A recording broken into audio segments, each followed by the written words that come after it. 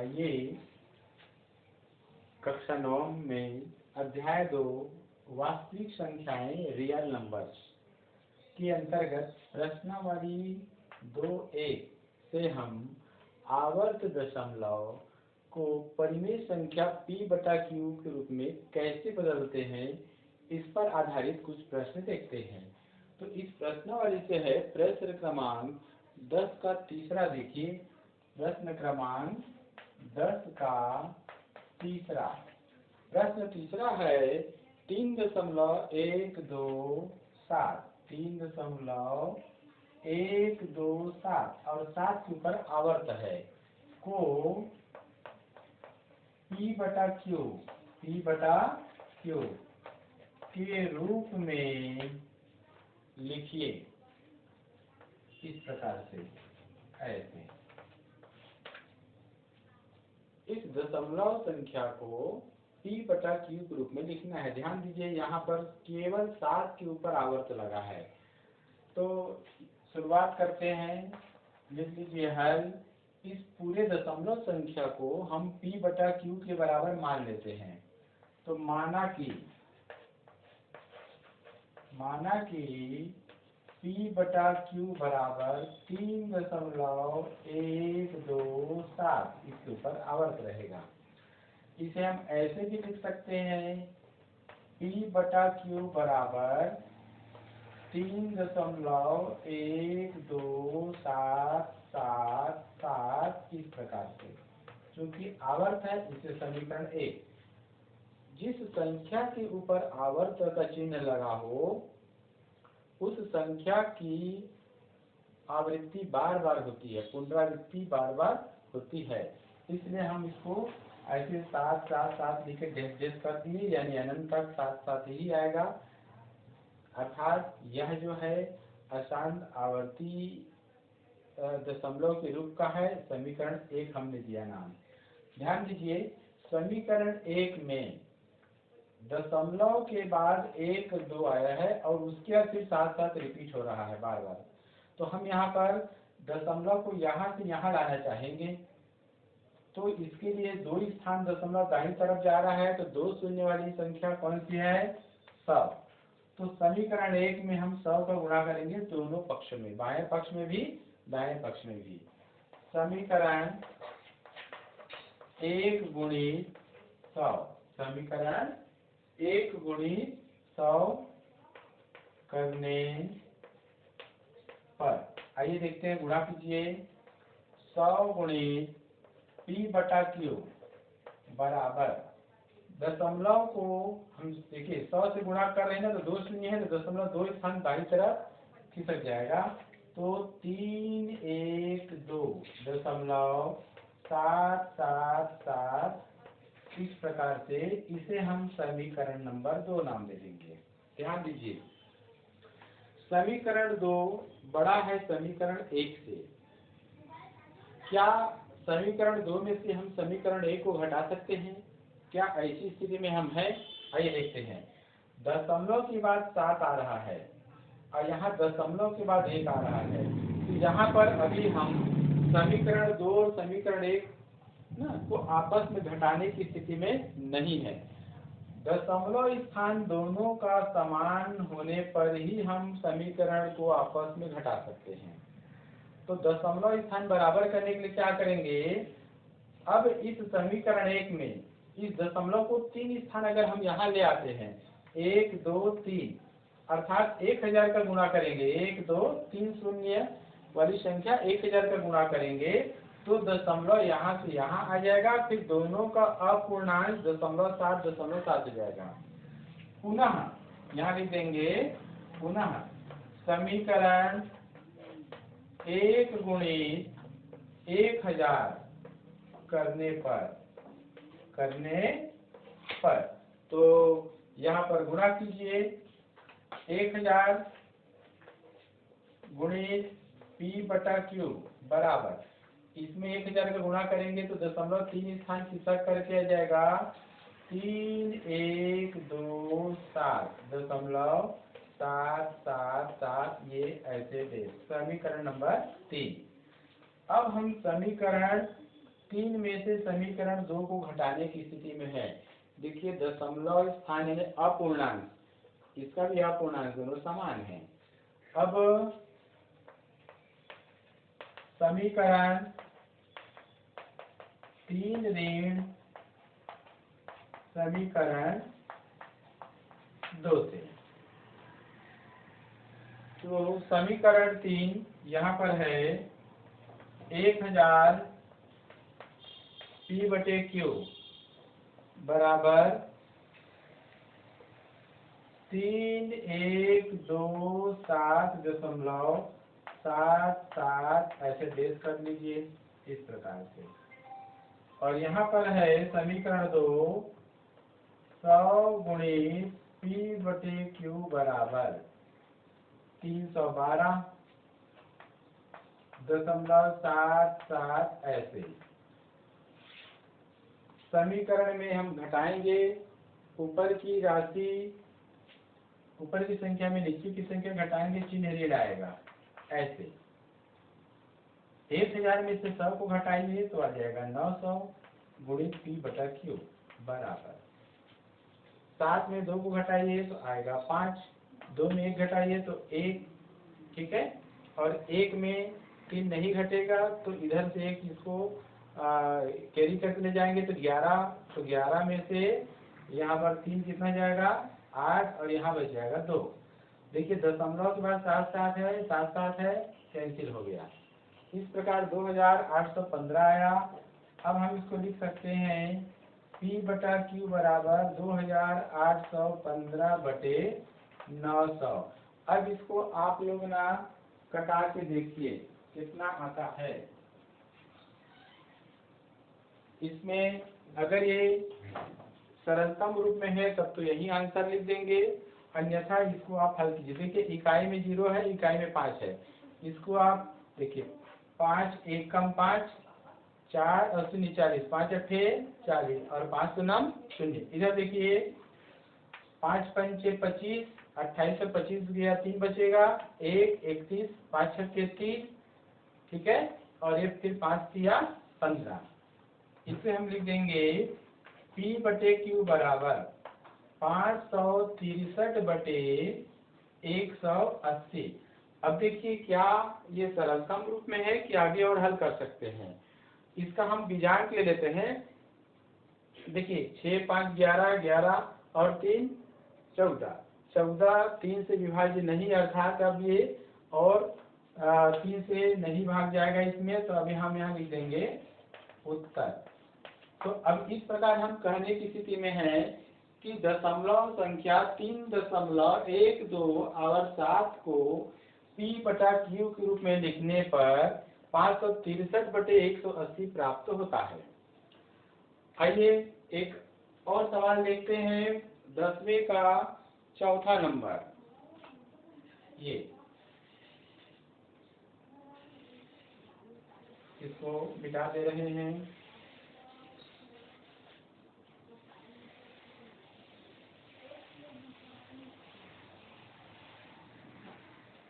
आइए देखते हैं, प्रश्न है 5. ये चौथा है 5.125, ये तीनों के ऊपर आवर्त है, को P/Q के रूप में लिखिए। सर्वप्रथम हम इसे P/Q के रूप में मान लेंगे। माना कि P/Q बराबर 5.125, इसमें आवर्त रहेगा तीनों में। इसे हम ऐसे भी लिख सकते हैं P/Q बराबर, क्योंकि तीनों संख्या में आवर्त है तो हम इसको ऐसे, इसकी आवृत्ति बार बार होगी, तो इस प्रकार से हम इसको ऐसे लिख सकते हैं, ऐसे देश देश करिए अनंत तक जाएगा। समीकरण 1 यहाँ नाम दे दीजिए, ठीक है। ध्यान दीजिए समीकरण 1 में 3 संख्या की आवृत्ति बार बार आ रही है, यहाँ पर 1 2 और 3, अर्थात 3 शून्य वाली संख्या कौन सी है 1000। तो यदि हम इसमें 1000 का गुणा करें समीकरण 1 में तो क्या होगा देखते हैं। समीकरण 1 गुणित 1000 करने पर आइए गुणा करते हैं। 1000 गुणित P बटा Q बराबर, यहाँ पर देखिए 1000 से गुणा करेंगे ना, 0.3 स्थान दाईं तरफ हट जाएगा, 1 2 3 दशमलव यहाँ जाएगा, 1 2 5 दशमलव 1 2 5 1 2 5 देश देश देश करिए समीकरण नंबर 2। देखिए समीकरण 2 और समीकरण 1 को ध्यान से, दशमलव के बाद यहाँ 1 है, यहाँ भी देखिए दशमलव के बाद 1 है, तो अब हम समीकरण 2 में से समीकरण 1 को घटाने की स्थिति में आ गए हैं। यह लिख देंगे अब समीकरण 2 ऋण समीकरण 1 से, आइए समीकरण 2 को पहले लिख लेते हैं, 1000 गुणित P बटा Q बराबर 5 1 2 5 दशमलव 1 2 5 1 2 5 देश देश देश ऐसे अनंत तक कुछ जाएगा। और इसके बाद फिर समीकरण 1 को लिख देंगे इसी के ठीक नीचे, P बटा Q बराबर 5 दशमलव 1 2 5 1 2 5, ये इस प्रकार से। जब पहली संख्या में से दूसरी संख्या घटाते हैं तो यहाँ चिन्ह बदल जाएगा, नीचे वाली संख्या का यहाँ भी बदल दीजिए। देखिए यहाँ 1000 P बटा Q है, तो यहाँ पर 1 P बटा Q है, तो 1000 में से 1 को घटाइए 1 को, तो 999 P बटा Q बराबर 5125 में से 5 घटाइए, तो देखिए 5 में से 5 गया 0, और फिर ये 2 1 5 दशमलव स्थान दोनों का कैंसिल हो गया, इसलिए P बटा Q बराबर 5120 बटे 999 ऐसे। अब हमको देखना है क्या ये सरलतम रूप में है, ये भिन्न, अगर नहीं है तो इसको हम सरलतम भिन्न में बदलने का प्रयास करते हैं। आइए किसी संख्या से दोनों में भाग जा रहे हैं क्या पता लगाते हैं। तो 2 से तो दोनों संख्या विभाज्य है, ये देखिए 2 से विभाज्य है लेकिन ये नहीं है। आइए 3 से पता लगाते हैं, तो 3 से ये तो विभाज्य है हर, परंतु अंश है कि नहीं इसके लिए बीजांग निकाल लेते हैं, 5 और 1 6, 6 और 2 8, 8 3 से विभाज्य नहीं है, इसका मतलब है कि यही सरलतम रूप है। तो इस प्रकार से हम उत्तर लिख सकते हैं, दी गई दशमलव संख्या 5.125 आवर्त 125 का P बटा Q रूप 5120 बटा 999 है। तो इस प्रकार से 2 सवाल हमने देखा है। आइए एक और सवाल देखते हैं जो थोड़ा सा अलग है, कठिन नहीं है, सरल है, आप लोग ध्यान से बस समझिएगा।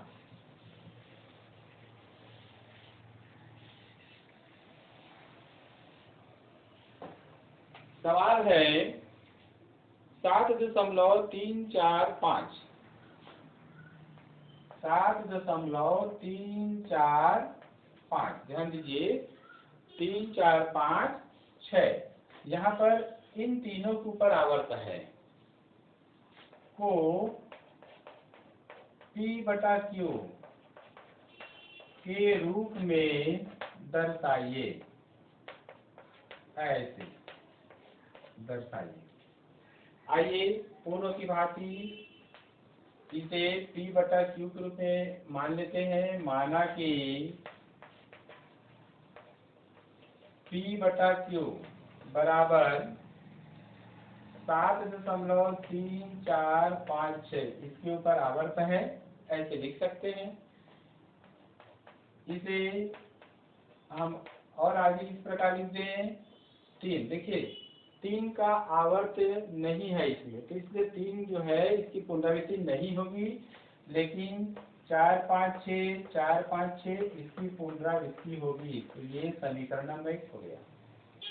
अब देखिए सबसे पहले जिन संख्याओं की पुनरावृत्ति होती है ठीक उसके पहले दशमलव स्थान आना चाहिए, लेकिन इसके पहले दशमलव स्थान नहीं है बल्कि 3 के पहले है।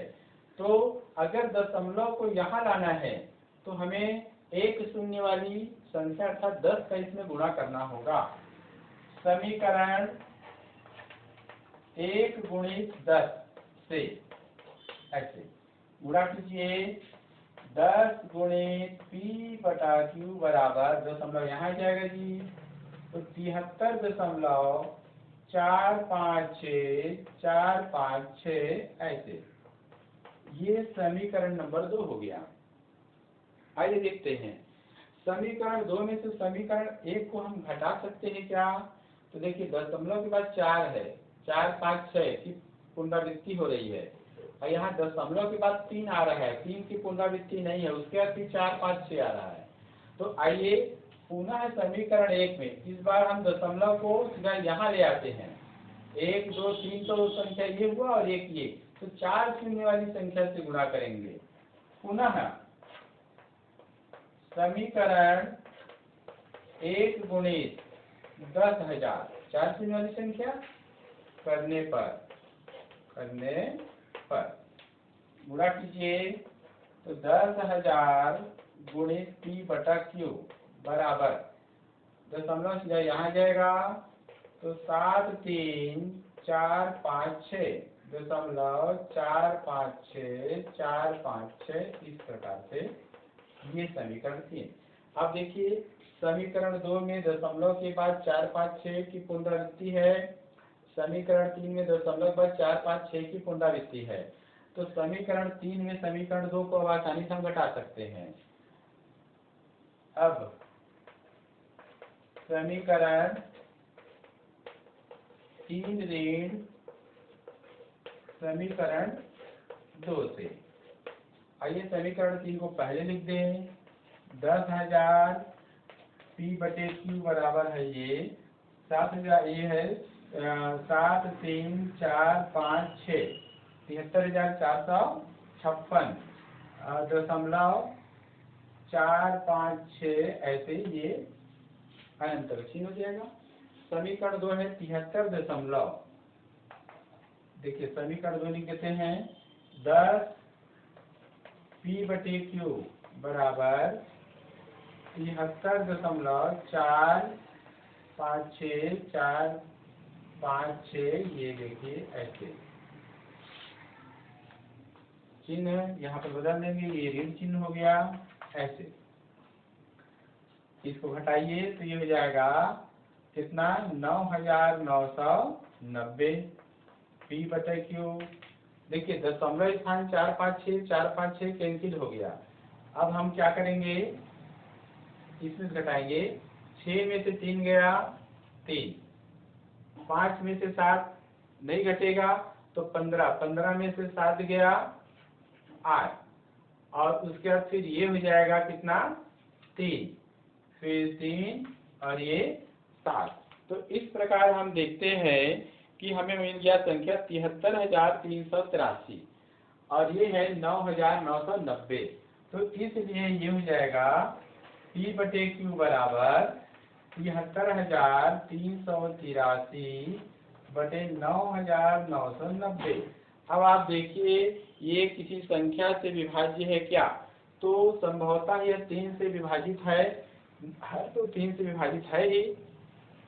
आप अंश का बीजांग ले लीजिए, देखिए 7 3 10, 10 3 13, 13 यानी 1 धन 3 4, 8 4 12, 12 और 3 15, 15 अर्थात 1 धन 5 6, बीजांग 6 आ रहा है, मतलब 3 दूनी 6, 3 से विभाज्य है। आइए भाग कर लेते हैं 3 से दोनों में, तो देखिए 3 तिया 9, 3 तिया 9, 3 तिया 9, 3 शून्य, इसे दीजिए भाग, 3 दूनी 6, 1 बचेगा 13, 3 4 12, फिर 1 बचेगा 13, 3 4 12, फिर एक इसको 3 6 18, 3 1 कम 3, 2 4 4 6 1/3 3 3 0। अब एक बार और देख लीजिए, और अगर सरलता रूप में है तब तो उत्तर हो गया, नहीं तो कट रहे। तो देखिए 4 2 6 6 4 10, 10 6 16, 16 और 1 17 यानी 1 धन 4 8, अर्थात अब ये 3 से विभाज्य नहीं है, तो इसे ही हम उत्तर मानेंगे। तो इस प्रकार दशमलव संख्या 7.3456 4 5 6 में आवर्त है को P/Q के रूप में लिखने पर 24,461/3330 प्राप्त हुआ। इसी प्रकार आप लोग आवर्त वाला जो दशमलव रहता है, दशमलव संख्या को p/q के रूप में, भिन्न के रूप में कैसे बदलते हैं उसका प्रैक्टिस कीजिए। आगे और सवाल जो आएगा अगली कड़ी में देखते हैं।